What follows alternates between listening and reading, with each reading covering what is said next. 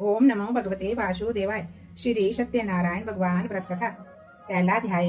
एक समय नैमिसारण तीर्थ में सोनक आदि 88,000 ऋषियों ने श्री सूत जी से पूछा, हे प्रभु, इस कलयुग में वेद विद्या रहित मनुष्यों को प्रभु भक्ति किस प्रकार मिलेगी तथा उनका उद्धार कैसे होगा। इसलिए हे मुनिश्रेष्ठ, कोई ऐसा तप कहिए जिससे थोड़े समय में पुण्य प्राप्त होवे तथा मनवांछित फल मिले। वह कथा सुनने की हमारी इच्छा है। सर्व शास्त्र ज्ञाता श्री सूत जी बोले, हे वैष्णव्यों में पूज्य, आप सब ने प्राणियों के हित की बात पूछी है। अब मैं उस श्रेष्ठ व्रत को आप लोगों से कहूंगा जिस व्रत को नारद जी ने लक्ष्मी नारायण जी से पूछा था और श्री लक्ष्मीपति ने मुनि श्रेष्ठ नारद से कहा था। सो ध्यान से सुनो। एक समय योगी राज नारद जी दूसरों के हित की इच्छा से अनेक लोकों में घूमते हुए मृत्यु लोक में आ पहुंचे। यहाँ अनेक योनियों में जन्मे हुए प्रायः सभी मनुष्यों को अपने कर्मों के द्वारा अनेकों दुखों से पीड़ित देखकर सोचा, किस यत्न के करने से निश्चय ही प्राणियों के दुखों का नाश हो सकेगा। ऐसा मन में सोचकर विष्णु लोक को गए। वहां श्वेत वर्ण और 4 भुजाओं वाले देवों के ईश नारायण को देखकर, जिनके हाथों में शंख चक्र गदा और पद्म थे तथा वरमाला पहने हुए थे, देख कर स्तुति करने लगे, हे भगवान, आप अत्यंत शक्ति से संपन्न हैं। मन तथा वाणी भी आपको नहीं पा सकती। आपका आदि मध्यम अंत नहीं है। निर्गुण सब रूप सृष्टि के आदि भूति व भक्तों के दुखों को नष्ट करने वाले हो। आपको मेरा नमस्कार है। नारद जी से इस प्रकार की स्तुति सुनकर के विष्णु भगवान बोले, हे मुनिश्रेष्ठ, आपके मन में क्या है? आपका किस काम के लिए आगमन हुआ है? निष्कोच कहो। तब नारद मुनि बोले, मृत्यु लोक में सब मनुष्य जो अनेक योनियों में पैदा हुए हैं, अपने अपने कर्मों के द्वारा अनेक प्रकार के दुखों से दुखी हो रहे हैं। हे नाथ, मुझ पर दया रखते हो तो बतलाइए कि उन मनुष्यों के सब दुख थोड़े ही प्रयत्न से कैसे दूर हो सकते हैं। हे नारद, मनुष्यों की भलाई के लिए तुमने बहुत ही अच्छी बात पूछी है। जिस काम के करने से मनुष्य मोह से छूट जाता है, वह मैं कहता हूँ सुनो। बहुत पुण्य देने वाला स्वर्ग तथा मृत्यु लोक दोनों में दुर्बल एक उत्तम व्रत है। आज मैं प्रेम वश हो करके तुमसे कहता हूँ कि सत्यनारायण भगवान का ये व्रत अच्छी तरह विधि पूर्वक करके मनुष्य आयु पर्यंत यहाँ सुख भोग कर मरने पर मोक्ष को प्राप्त होता है। श्री भगवान के वचन सुनकर के नारद मुनि बोले कि उस व्रत का क्या फल है, क्या विधान है, किसने ये व्रत किया है और ये व्रत किस दिन करना चाहिए, विस्तार से कहिए। भगवान बोले, दुख शोक आदि को दूर करने वाला, धन धान्य को बढ़ाने वाला, सौभाग्य तथा संतान को देने वाला ये व्रत सब स्थानों पर विजय प्राप्त करने वाला है। भक्ति और श्रद्धा के साथ किसी भी दिन मनुष्य श्री सत्यनारायण की शाम के समय ब्राह्मणों और बंधुओं के साथ धर्म प्रायण होकर के पूजा करे। भक्ति भाव से नैवेद्य, केले का फल, घी, दूध और गेहूं का चूर्ण स्वाया लेवे। गेहूं के अभाव में साठी का चूर्ण, शक्कर तथा गुड़ ले और सब अक्षय योग्य पदार्थ जमा करवा करके भगवान को अर्पण कर देवे तथा बंधुओं सहित ब्राह्मणों को भोजन करावे। तत्पश्चात स्वयं भोजन करे। नृत्य गीत आदि का आचरण कर सत्यनारायण भगवान का स्मरण करते हुए समय व्यतीत करे। इस तरह व्रत करने पर मनुष्य की इच्छा निश्चय ही पूरी होती है। विशेषकर कली काल में भूमि पर यही मोक्ष का सरल उपाय है।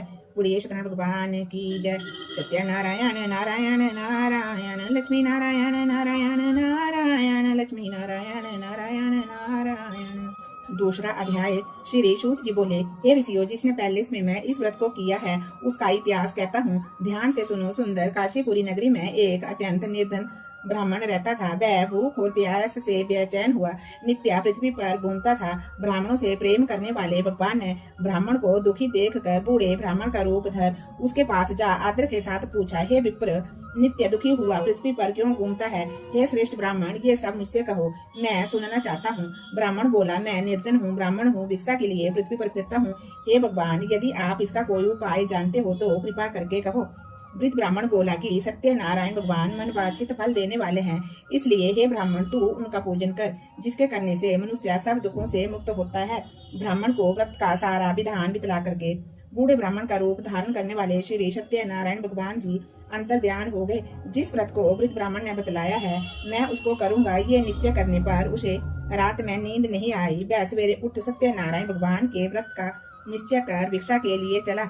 उस दिन उसको भिक्षा में बहुत सा धन मिला, जिससे उसने बंधु बांधवों के साथ सत्यनारायण भगवान का व्रत किया। इसके करने से वह ब्राह्मण सब दुखों से छूटकर अनेक प्रकार की संपत्तियों से युक्त हुआ। उस समय से वह ब्राह्मण हर मास व्रत करने लगा। इस तरह सत्यनारायण भगवान के व्रत को जो करेगा वह सब पापों से छूटकर मोक्ष को प्राप्त होगा। आगे जो पृथ्वी पर सत्यनारायण भगवान का व्रत करेगा वह मनुष्य सब दुखों से छूट जाएगा। इस तरह नारद जी ने नारायण का कहा हुआ ये व्रत मैंने तुमसे कहा। हे विप्रो, अब मैं और क्या कहूँ। ऋषि बोले, हे मुनीश्वर, संसार में इस ब्राह्मण से सुन करके किस किसने इस व्रत को किया, हम सब वह सुनना चाहते हैं। इसके लिए हमारे मन में श्रद्धा का भाव है। श्री सूत जी बोले, हे मुनियों, जिस जिसने इस व्रत को किया वह सब सुनो। एक समय ब्राह्मण धन और ऐश्वर्य के अनुसार बंधु बांधुओं के साथ व्रत करने को तैयार हुआ। उसी समय एक लकड़ी बेचने वाला बूढ़ा आदमी आया और बाहर लकड़ियों को रखकर ब्राह्मण के मकान में गया। प्यास से दुखी लकड़हारा उनको व्रत करते हुए देख कर विनय के साथ पूछने लगा कि ये आप क्या कर रहे हैं और इसके करने से क्या फल मिलता है, कृपा करके मुझसे कहो। ब्राह्मण ने कहा, सब मनोकामनाओं को पूर्ण करने वाला ये श्री सत्यनारायण भगवान का व्रत है। इन्हीं की कृपा से मेरे घर में धन धान्य आदि की वृद्धि हुई है। ब्राह्मण से इस व्रत के बारे में जानकर लकड़हारा बहुत प्रसन्न हुआ। चरनामत और प्रसाद खाने के बाद वह अपने घर को गया। लकड़हारे ने अपने मन में इस प्रकार का संकल्प किया कि आज ग्राम में लकड़ी बेचने से मुझे जो धन मिलेगा, मैं उसी से श्री सत्यनारायण भगवान का उत्तम व्रत करूंगा।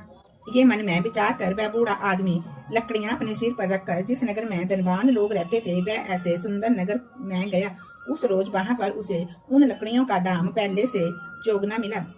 तब वह बूढ़ा लकड़हारा दाम ले और अति प्रसन्न होकर के पके केले की फली, शक्कर, घी, दुग्ध, दही और गेहूं का चूर्ण इत्यादि सत्यनारायण भगवान के व्रत की कुल सामग्रियों को लेकर करके अपने घर को गया। फिर उसने अपने भाइयों को बुलाकर विधि के साथ भगवान जी का पूजन और व्रत किया। उस व्रत के प्रभाव से वह बूढ़ा लकड़हारा धन, पुत्र आदि से युक्त हुआ और संसार के समस्त सुख भोग कर बैकुंठ धाम को चला गया। बोलिए सत्यनारायण भगवान की जय। सत्यनारायण नारायण नारायण, लक्ष्मी नारायण नारायण नारायण, सत्यनारायण नारायण नारायण। तीसरा अध्याय। श्री सूत जी बोले, हे श्रेष्ठ मुनियों, अब मैं आगे की कथा कहता हूँ, सुनो। पहले समय में उल्कामुख नाम का एक बुद्धिमान राजा था। वह सत्य वक्ता और जितेंद्रिय था। प्रतिदिन देव स्थानों पर जाता तथा गरीबों को धन दे करके उनके कष्ट दूर करता था। उसकी पत्नी कमल के समान मुख वाली तथा सती साध्वी थी। भद्रशिला नदी के तट पर उन दोनों ने श्री सत्यनारायण भगवान का व्रत किया। उस समय वहां पर एक साधु वैश्य आया। उसके पास व्यापार के लिए बहुत सा धन था। वह नाव को किनारे पर ठहरा कर राजा के पास आ गया और राजा को व्रत करते हुए देख कर विनय के साथ पूछने लगा कि हे राजन, भक्ति युक्त चित्त से आप ये क्या कर रहे हैं, मेरी सुनने की इच्छा है, सो आप ये मुझको बतलाइए। राजा बोला, हे साधु, अपने बंधु बांधवों के साथ पुत्र आदि की प्राप्ति के लिए ये महान शक्तिवान सत्यनारायण भगवान का व्रत व पूजन किए जा रहा हूँ। राजा के वचन सुन करके साधु आदर के साथ बोला, हे राजन, मुझसे इसका सा विधान कहो, मैं भी आपके कहने के अनुसार इस व्रत को करूंगा। मेरे भी कोई संतान नहीं है और इससे निश्चय ही होगी। राजा से सब विधान सुन व्यापार से निवृत्त हो वह आनंद के साथ अपने घर को गया। साधु ने अपनी स्त्री से संतान देने वाले उस व्रत का समाचार सुनाया और कहा कि जब मेरे घर में संतान होगी तब मैं इस व्रत को करूंगा। ऐसे वचन उसने अपनी स्त्री लीलावती से कहे। एक दिन उसकी स्त्री लीलावती अपने पति के साथ आनंदित हो संसारिक धर्म में प्रवृत्त होकर के सत्यनारायण भगवान की कृपा से गर्भवती हो गई तथा 10वें महीने में उसके घर में एक सुंदर कन्या का जन्म हुआ। दिनों दिन वह इस तरह बढ़ने लगी जैसे शुक्ल पक्ष का चंद्रमा बढ़ता है। कन्या का नाम कलावती रखा गया। तब लीलावती ने अपने मीठे शब्दों से अपने पति से कहा कि आपने जो संकल्प किया था कि मैं सत्यनारायण भगवान का व्रत करूंगा, अब आप उसे करिए। साधु बोला, हे प्रिय, इसके विवाह पर ही करूंगा। इस प्रकार अपनी पत्नी को आश्वासन देकर के वह नगर को चला गया। कलावती पितृगृह में वृद्धि को प्राप्त हो गई। साधु ने जब नगर में सखियों के साथ अपनी पुत्री को देखा तो तुरंत दूत बुला करके कहा कि पुत्री के वास्ते कोई सुयोग्य पर देख कर लाओ।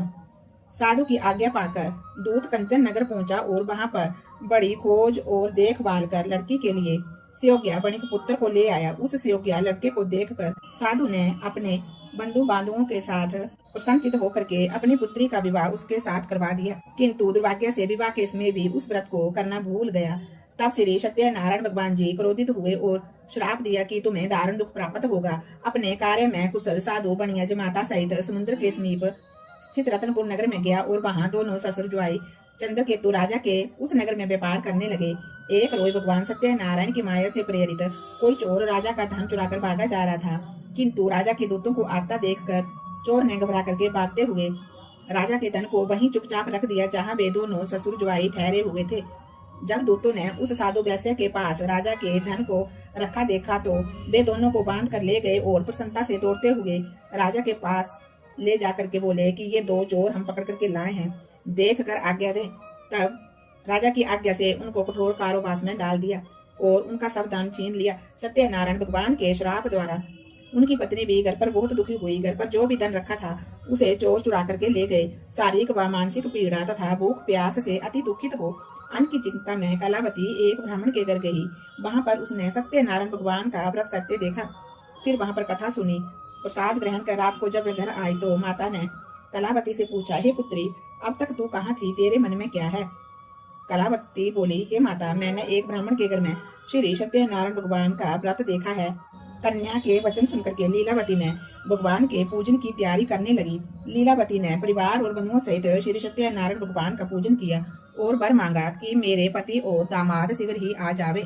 साथ ही प्रार्थना की कि हम सबका अपराध क्षमा करो। सत्यनारायण भगवान जी इस व्रत से संतुष्ट हो गए और राजा चंद्रकेतु को सपन में दर्शन दे करके कहा, हे राजन, दोनों वैश्यों को प्रातः ही छोड़ दो और उनका सब धन जो तुमने ग्रहण किया है दे दो, नहीं तो मैं तेरा धन राज्य पुत्र आदि सब कुछ नष्ट कर दूंगा। राजा से ऐसे वचन कहकर भगवान अंतर ध्यान हो गए। प्रातः काल राजा चंद्रकेतु ने सभा में अपना सपना सुनाया। फिर दोनों बणिक पुत्रों को कैद से मुक्त कर सभा में बुलाया। दोनों ने आते ही राजा को नमस्कार किया। राजा ने मीठे वचनों से उनसे बात की और कहा कि हे महानुभावों, भाभी बस ऐसा कठिन दुख प्राप्त हुआ है, अब कोई भय नहीं है। ऐसा कह करके राजा ने उनको नए नए वस्त्र आभूषण दिए और उनका जितना धन लिया था उसे दुगना धन दे करके आदर के साथ विदा किया। दोनों वैश्य अपने नगर को चल दिए। और सत्यनारायण भगवान की जय। सत्यनारायण नारायण नारायण, लक्ष्मी नारायण नारायण नारायण, सत्यनारायण नारायण नारायण। चौथा अध्याय। श्री सूत जी बोले, वैश्य ने मंगलाचार करके यात्रा आरंभ की और अपने नगर को चला। उनके थोड़ी दूर निकलने पर दंडी वेशधारी सत्यनारायण ने उनसे पूछा, हे साधु, तेरी नाभ में क्या है? अभिमानी बणिक हंसता हुआ बोला, हे दंडी, आप क्यों पूछते हो? क्या धन लेने की इच्छा है? मेरी नाभ में तो बेल और पत्ते आदि भरे पड़े हैं। वैश्य का कठोर वचन सुनकर के भगवान ने कहा, तुम्हारा वचन सत्य हो। दंडी ऐसा कह करके वहां से दूर चले गए और कुछ दूर जा करके समुद्र के किनारे बैठ गए। दंडी के जाने पर वैश्य ने नित्य क्रिया करने के बाद नाव को ऊंची उठी देखकर अचंबा किया और नाव में बेल पत्ते आदि देखकर मूर्छित हो जमीन पर गिर पड़ा। फिर मूर्छा खुलने पर अत्यंत शोक प्रकट करने लगा। तब उसका दामाद बोला कि आप शोक ना करें, ये दंडी का श्राप है, अतः हमें उनकी शरण में चलना चाहिए, तभी हमारी मनोकामना पूरी होगी। दामाद के वचन सुन करके वह दंडी के पास पहुंचा और अत्यंत भक्ति भाव से नमस्कार करके बोला, मैंने जो आपसे असत्य वचन कहे थे उनको क्षमा करो। ऐसा कहकर महान शोक आतुर होकर के रोने लगा। तब दंडी भगवान बोले, हे बणिक पुत्र, मेरी आज्ञा से तुम्हें बार बार दुख प्राप्त हुआ है, तू मेरी पूजा से विमुख हुआ। साधु बोला, हे भगवान, आपकी माया से मोहित ब्रह्मा आदि भी आपके रूप को नहीं जानते, तब मैं अज्ञानी कैसे जान सकता हूँ? आप प्रसन्न होइए, मैं सामर्थ्य के अनुसार आपकी पूजा करूंगा। मेरी रक्षा करो और पहले के समान नौका में धन भर दो। उसके भक्ति युक्त वचन सुनकर के भगवान प्रसन्न हो उसकी इच्छा अनुसार वर देकर अंतर ध्यान हो गए। तब उन्होंने आकर के देखा कि नाव धन से परिपूर्ण है। फिर वह भगवान सत्यनारायण जी का पूजन कर साथियों से अपने नगर को चला। अब वह जब अपने नगर के निकट पहुंचा तब दूत को घर भेजा। दूत ने साधु के घर जा करके उसकी स्त्री को नमस्कार करके कहा कि साधु अपने दामाद सहित इस नगर के समीप आ गए हैं। ऐसा वचन सुन साधु की स्त्री ने बड़े हर्ष के साथ सत्यदेव का पूजन कर पुत्री से कहा कि मैं अपने पति के दर्शन को जाती हूँ, तू कार्य शीघ्र करके शीघ्र ही आ जाना। माता के ऐसे वचन सुन करके कलावती ने प्रसाद छोड़ करके पति के दर्शन के लिए गई।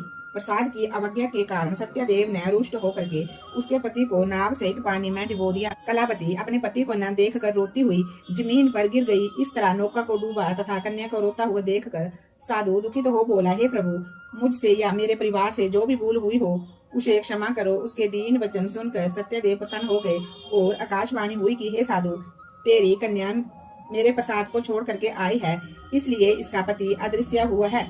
यदि वह घर जाकर के प्रसाद खा करके लौटे तो इसे अपने पति के दर्शन अवश्य मिलेंगे। ऐसी आकाशवाणी सुनकर के कलावती ने घर पहुंचकर प्रसाद खाया, फिर आकर के पति के दर्शन किए। तत्पश्चात साधु ने बंधु बांधवों सहित सत्यदेव का विधि पूर्वक पूजन किया। फिर वह उस दिन से पूर्णिमा को सत्यनारायण भगवान का पूजन करने लगा और फिर वह इस लोक का सुख भोग कर अंत में स्वर्ग लोक को चला गया। बोलिए श्री सत्यनारायण भगवान की जय। सत्यनारायण नारायण नारायण लक्ष्मी नारायण नारायण नारायण सत्यनारायण नारायण नारायण। 5वां अध्याय।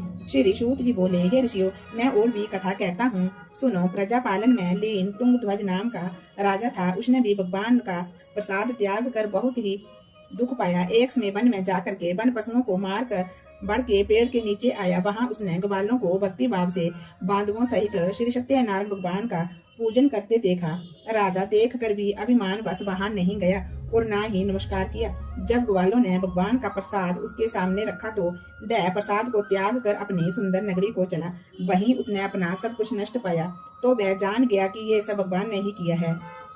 तब वह विश्वास कर ग्वालों के समीप गया और विधि पूर्वक पूजन करके प्रसाद खाया तो सत्यनारायण भगवान की कृपा से जैसे पहले था वैसे ही हो गया।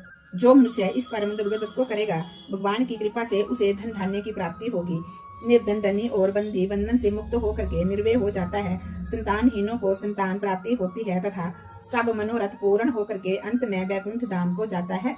जिन्होंने पहले समय में इस व्रत को किया, अब उनके दूसरे जन्म की कथा कहता हूँ। वृद्ध सतानंद ब्राह्मण ने सुदामा का जन्म लेकर के मोक्ष को पाया। उल्का मुख नाम का राजा दशरथ होकर के वैकुंठ को प्राप्त हुआ। साधु नाम के वैश्य ने मोर ध्वज बन करके अपने पुत्र को आरे से चीर कर मोक्ष को प्राप्त किया। महाराज तुंगध्वज ने स्वयं भू होकर के भगवान में भक्ति युक्त कर्म कर मोक्ष को प्राप्त किया। बोलिए सत्यनारायण भगवान की जय। लक्ष्मी नारायण भगवान की जय। सत्यनारायण भगवान जी की आरती।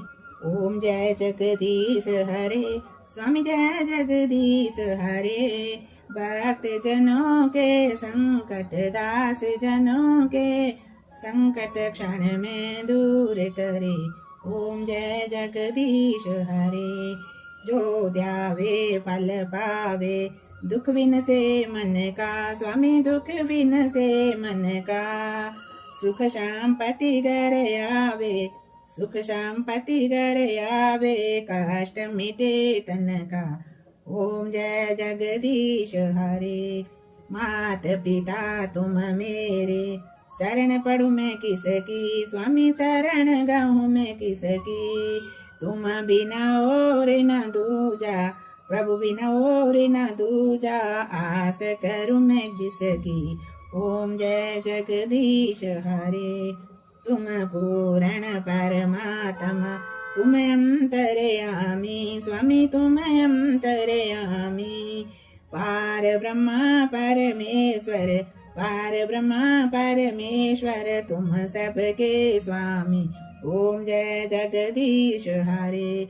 तुम करुणा के सागर तुम पालन करता। स्वामी तुम पालन करता। मैं मूर्ख खल कामी मैं मूर्ख खल कामी। कृपा करो भरता। ओम जय जगदीश हरे। तुम हो एक अगोचर सबके प्राणपति। स्वामी सबके प्राणपति। किस विधि मिलूं दयामय किस विधि मिलूं दयामय। तुमको मैं कुमति। ओम जय जगदीश हरे। दीन बंधु दुख हरता ठाकुर तुम मेरे। स्वामी ठाकुर तुम मेरे। अपने हाथ उठाओ अपनी शरण लगाओ। द्वार खड़ा मैं तेरे। ओम जय जगदीश हरे। विषय विकार मिटाओ पाप हरो देवा। स्वामी कष्ट हरो देवा।